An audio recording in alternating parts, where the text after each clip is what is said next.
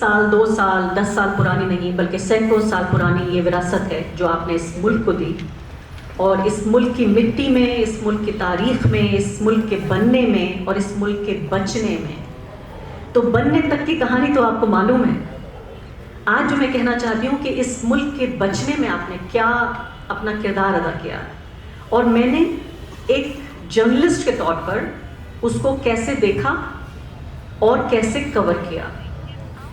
मैं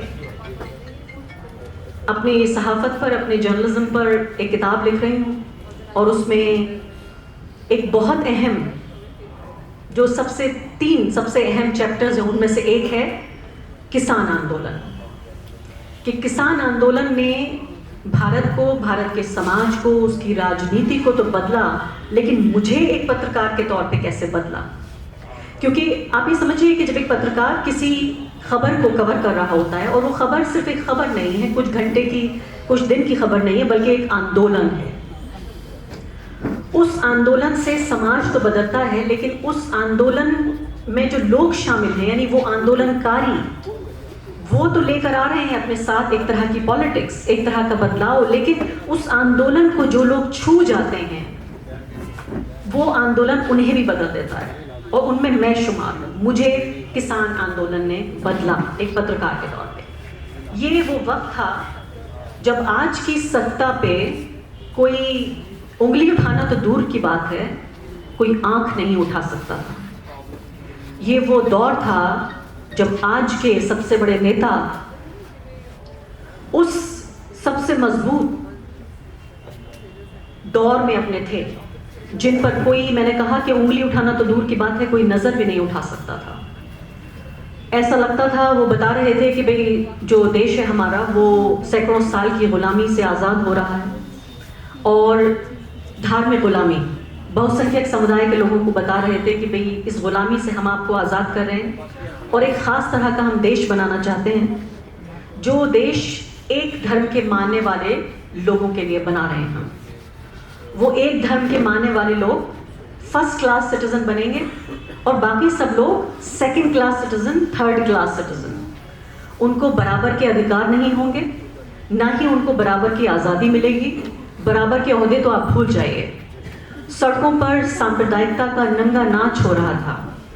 टीवी चैनलों में, टीवी स्टूडियो से जहर भरे हुए और हिंसक टीवी शोज ब्रॉडकास्ट किए जा रहे थे धार्मिक अल्पसंख्यकों के खिलाफ, जिसमें सबसे ज्यादा भारत के मुसलमान थे।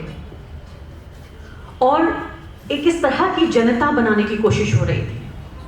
यानी सरकार बनाना तो आसान है, लेकिन यहाँ पे जो बनाया जा रहा था वो सरकार नहीं, जनता बनाई जा रही थी। एक नई जनता पैदा की जा रही थी, जिसमें वो कहते थे कि हम अब नहीं 5 साल नहीं, हम 50 साल सत्ता में रहेंगे। याद है आपको?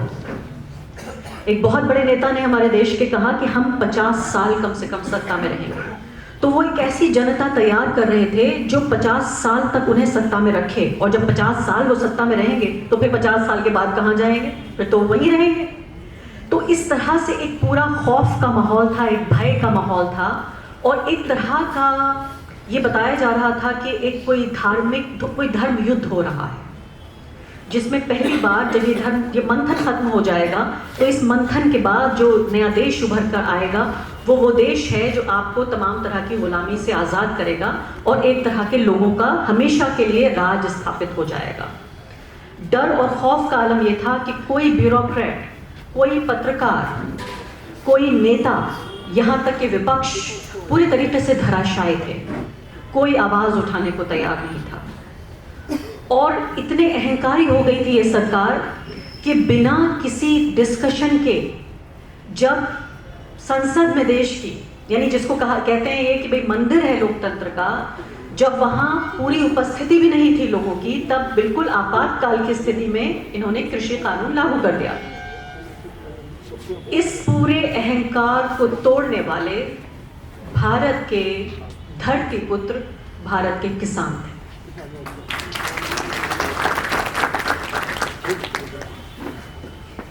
और उन किसानों का नेतृत्व किया, उनको लीडरशिप देने का काम किया, उनकी क़यादत करने का काम किया पंजाब के किसानों। और जब आप उस दौर में, जाहिर है आप तो अच्छी तरह फॉलो कर ही रहे होंगे, लेकिन जब मैं गई वहाँ पर, 1 बार गई, 2 बार गई, और फिर आप यकीन जानिए मैं हर रोज़ जाने लगी। वो मेरा घर बन गया। और क्या करती थी, कभी मैं रिपोर्ट बनाती थी, कभी रिपोर्ट नहीं भी बनाती थी, क्योंकि रोज़ तो रिपोर्ट नहीं बनाती थी मैं मजा, कभी रिपोर्ट बनाती थी, कभी सिर्फ उनके साथ जाके बैठ जाया करती थी, उनके साथ खाना खाती थी। और खाने का इंतज़ाम तो हो ही जाता है, चाय पानी का भी इंतज़ाम हो गया, अगर आपको रुकना भी है उसके लिए भी लिहाज बिस्तर मिल जाएंगे। किसानों के दिल इतने बड़े होते हैं, उनके लिए उनके पास हर किसी के लिए जगह है। गरीबों के इस देश में ना उनके पास खाने की कमी है, ना उनके पास रहने की कमी है, उनके पास किसी चीज़ की कमी नहीं है। आप एक बार किसान के नज़दीक चले जाइए, आपका खाना पीना सब तय है, आपको कुछ भी घर से ले जाने की ज़रूरत नहीं।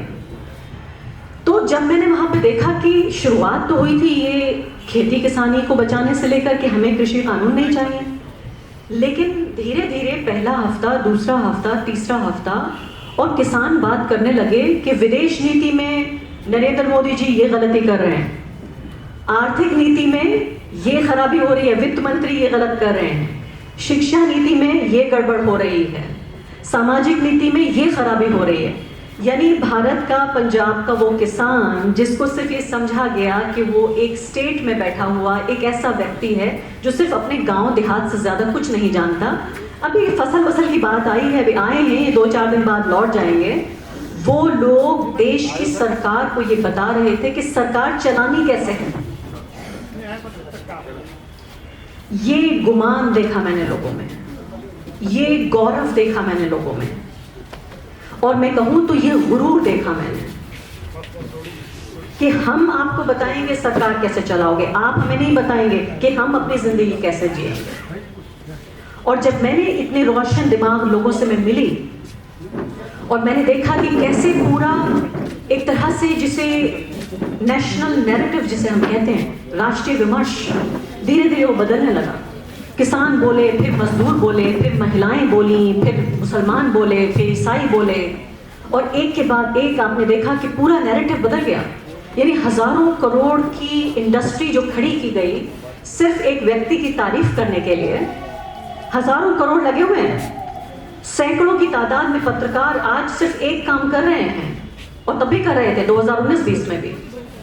सिर्फ एक काम है उनका, और उनका काम क्या है, एक व्यक्ति, उसकी पॉलिटिक्स और उसकी पॉलिसीज, सिर्फ उसके गुणगान करना है दिन रात। इस हजारों करोड़ को सिर्फ इसलिए खर्च किया गया, कुछ ही दिनों में, कुछ ही हफ्तों में सबसे कमजोर तबके से आने वाले वो लोग जिनको किसान कहा गया कि ये क्या बदल लेंगे इस देश में, उन्होंने उस हजारों करोड़ की इंडस्ट्री को ध्वस्त कर दिया और नेशनल नैरेटिव चेंज कर दिया।